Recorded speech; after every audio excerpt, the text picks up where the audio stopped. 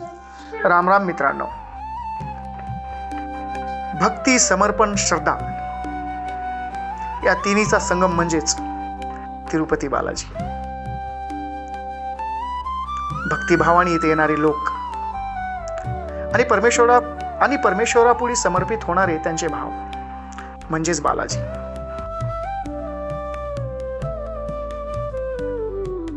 आज राजमंगल स्टोरी तुम्हाला पूर्ण तर नाही, पण जेवढं जमल तेवढं बालाजी दर्शन घडवणार आहे.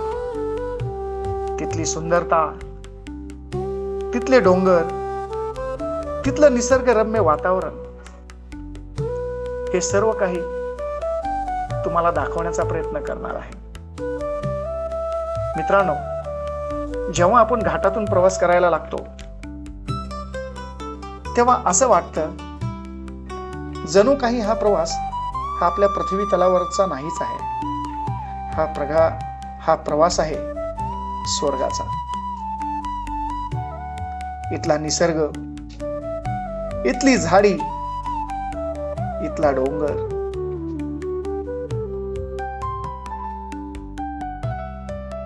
यांची तुलना,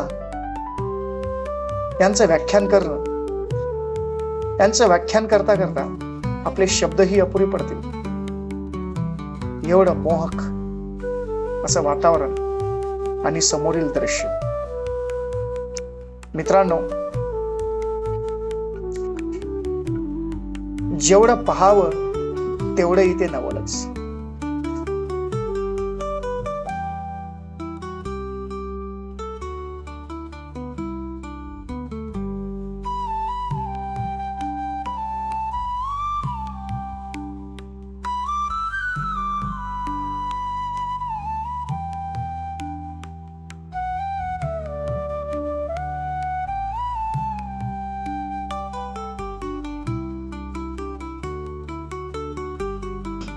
मित्रांनो, जेव्हा आपण बालाजी देवाच्या नगरीमध्ये आगमन करतो तेव्हा असं वाटतं की आपण स्वर्गातच आलोय. सुख म्हणजे काय हे फक्त आणि फक्त इथं आल्यावरच कळतं. यालाच सुख म्हणतात. जे तुम्ही पाहताय, स्वच्छता, सुंदरता, हे सर्व काही आपल्याला इथे पाहायला मिळेल.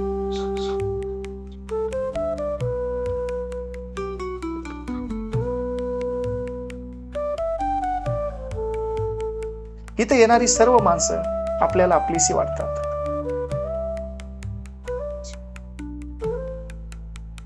फुललेल्या बाजारपेठा,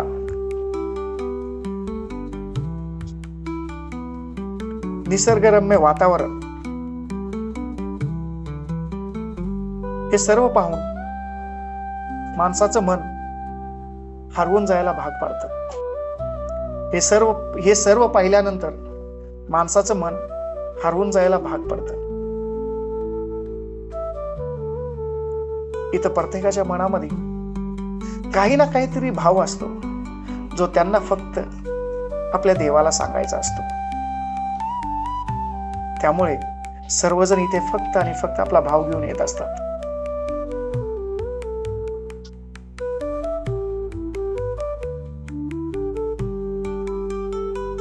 फुललेल्या बाजारपेठा पाहिल्यानंतर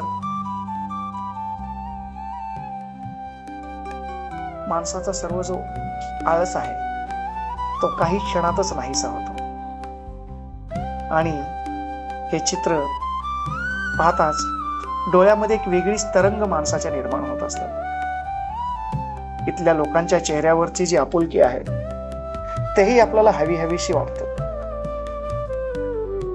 दैदिप्यमान असा सोहळा इथे आल्यानंतरच आपल्याला पाहायला मिळतो.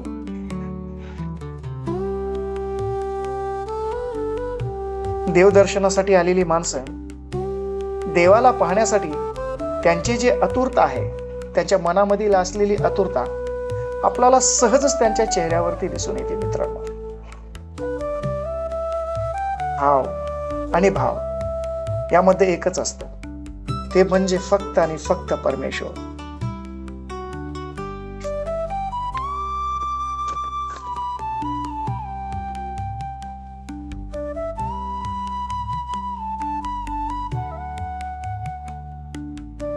मित्रांनो, हे दृश्य पाहून माणूस हरवून जातो ह्या दुनियेमध्ये आणि स्वतःला समर्पित करतो बालाजी देवापुढे, जे सर्वांचे पालनहार आहेत.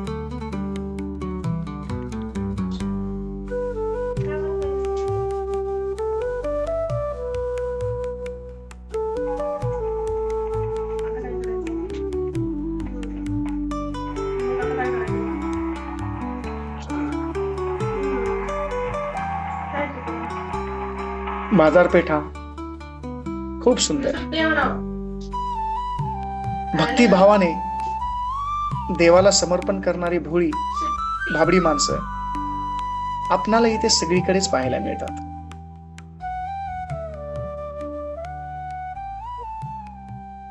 इथे देवदर्शन झाल्यानंतर सर्वांच्या चेहऱ्यावर एकच विलक्षण तेज आपल्याला सहज दिसून येते.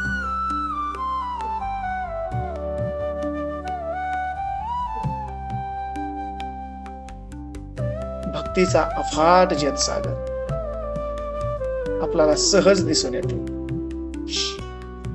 सर्वांचं समर्पण, देवासमोर जळणारे दिवे आणि फुटणारे नारळ आपणाला भोळ्या भक्तांच्या त्यागाचं प्रतीक सहज दिसून येतो.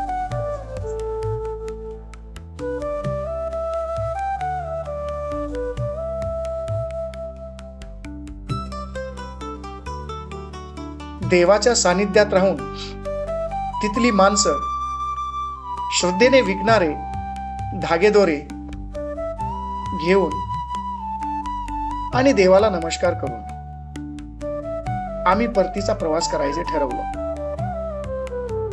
पाहिलेल्या आठवणी डोळ्यात साठवत आम्ही निघालो.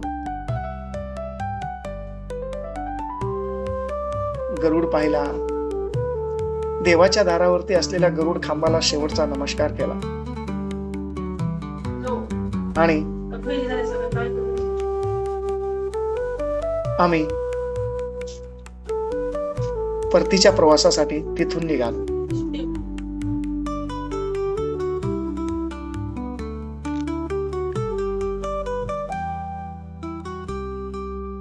पाहिलेल्या सर्व आठवणी डोळ्यात साठवून आम्ही निघालो तर खरंच होतो, पण आमचा काही पाय तिथून निघतच नव्हता.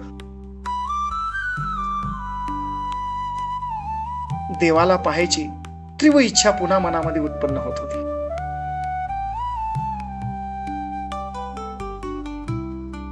म्हणून आम्ही विचार केला की काही झालं, मुखदर्शन का होईना पण देवाचं घ्यायचंच. म्हणून पुन्हा आम्ही परत जाऊन त्याच बालाजीच्या कळसाचं मुखदर्शन केलं आणि जड अंतकरणाने निघालो. आम्ही निघताच वरुण राजाचं आगमनही झालं. देवाच्या दर्शनानं अगोदरच अंतरात्मा तृप्तपणे भिजला होता, त्यात वरुण राजाने आमच्या शरीरालाही भिजवलं. मग काय, चहाचा गोड घोट घेत आम्ही त्यांच्याशी गप्पा मारत मारत जड अंतकरणाने निघालो.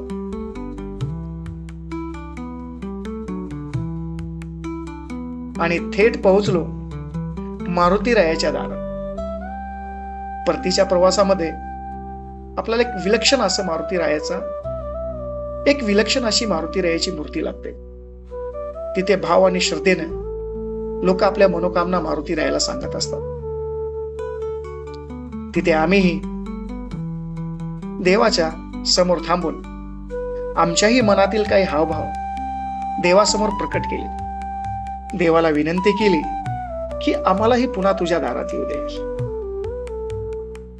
जळणारा दिवा साक्षीला ठेवून तिथल्या लोकांची अफाट माया नजरेत साठवून आम्हीही मारुतीरायाला प्रणाम केला आणि पुन्हा परतीच्या प्रवासाला लागलो. परतीचा प्रवास करत असताना महादेवाच्या मंदिरासमोर बसणारे विशाल असे नंदी राया आमच्या नजरेस पडले आणि शेवटचं त्यांचं दर्शन घेऊन आमच्या मनामध्ये एकच जयघोष दुमदुमला, तो म्हणजे गोविंदा गोविंदा.